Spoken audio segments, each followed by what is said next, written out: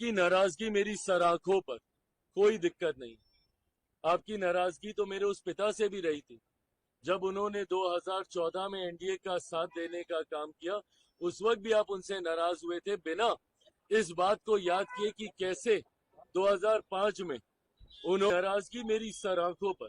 और मैं मुसलमान समाज के हर एक व्यक्ति से मैं कहना चाहूँ कि आपकी नाराजगी मेरे सराखों पर हकीकत है कि मेरे नेता ने भी हमेशा समर्पण भाव से सामाजिक न्याय की लड़ाई लड़ने का काम किया था। मेरी रगों में भी उन्हीं का खून है, उन्हीं के संस्कार हैं। मैं भी उनकी उस सोच को उतनी ही ईमानदारी से आगे लेकर चलने का काम करूं।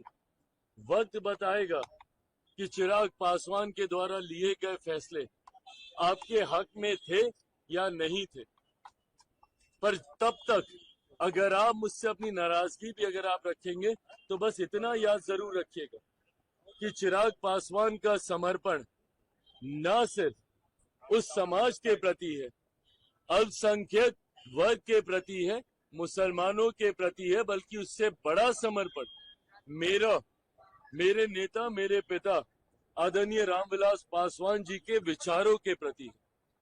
मेरा कमिटमेंट उनकी आइडियोलॉजी के साथ है और उनकी आइडियोलॉजी सामाजिक न्याय की रही है। और इसके साथ चिराग पासवान ने ना कभी समझौता किया था, ना कभी भविष्य में समझौता करेगा। चिराग पासवान के द्वारा लिया गया हर फैसला, मेरी पार्टी के द्वारा लिया गया हर फैसला मेरे पिता के विचारों को मजबूत करने की सोच को प्राथमिकता देने की दिशा में लिया जाएगा। समाज में सामाजिक न्याय को बढ़ाने की दृष्टि के साथ लिया जाएगा। समाज में सद्भावना को बढ़ाने की सोच के साथ लिया जाएगा और सबको, समाज के हर वर्ग को बराबरी का मौका मिले, अवसर मिले, इस सोच के साथ लिया जाएगा। हो सकता है जैसे इसके पूर्व में भी हुआ, आज शायद लोगों को इस पर यकीन ना हो, पर आने वाला समय बताएगा कि इस फैसले को लेने से पहले हर बिंदु पर विचार किया गया। हम लोगों की भी चिंता थी जब ये विधेयक सामने आया। जेपीसी की मांग हम लोग के द्वारा की गई थी। हम लोग चाहते थे कि इस पे एक विस्तृत चर्चा हो। पार्टी की तरफ से हमारे सांसद अरुण भारती जी ने जेपीसी में अपने पक्ष को रखने का काम किया।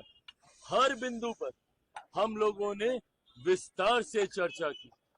जहां पे हम लोग की शंकाएं थी, जहां पे हम लोग को इसको लेकर चिंताएं थी, शंकाएं थी, उसको भी हम लोगों ने वहां पे रखने का काम किया। कई ऐसे सुझाव पार्टी के द्वारा दिए गए जिसको समिति ने स्वीकारने का काम किया। और इन तमाम बदलावों के बाद, इन तमाम सुझावों के बाद जिस नए स्वरूप में ये संशोधन विधेयक भारत की संसद में आया, इसके हर बिंदु पर अध्ययन करने के बाद ही लोक जनशक्ति पार्टी रामविलास ने इसका समर्थन करने का फैसला लिया है। मैं मानता हूं कि आने वाले समय में गरीब मुसलमानों के हित में ये विधेयक रहेगा और समय इसको साबित भी